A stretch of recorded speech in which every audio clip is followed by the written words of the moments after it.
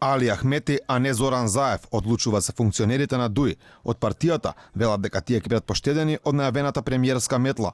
Ова го изјави Артан Груби, десната рака на партискиот лидер, а го потврди и вице-премиерот Бујар Османи. Тие што собраваат со нас во политичките партии или во влада се дел од промените на позиции, но тие не се тема на чистење. Мислам дека ова не е добро изразување за нашите соработувачи на политика. Колку тежи зборот на ДУИ во коалицијата со СДСМ, покажува и аферата во фондот за ПИОМ, која обелодени министерката Мила Царовска, која па само неколку дена мораше да се повлече од изјавата, па дури индиректно да се извини.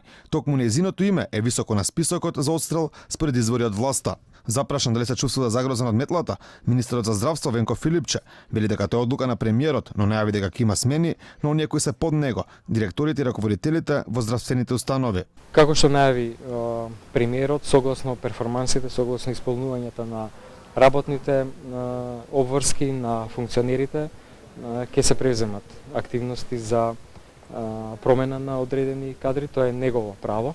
Од метлата загроза не се чувствува ниту министерката за правда, Рената Десковска. Да се враќам во образование нема. Мојот пат е одење напред, а не враќање назад.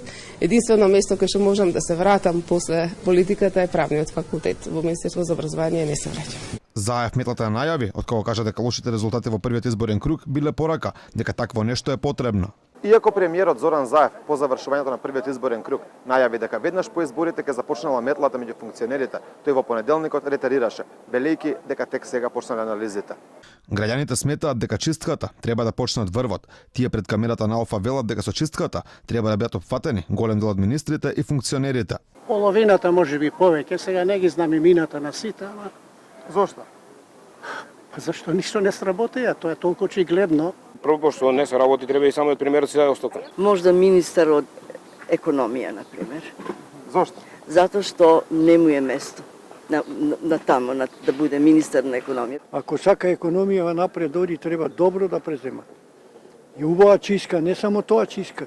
Има и доста градоначалници за мене, меѓутоа не може да ги смени.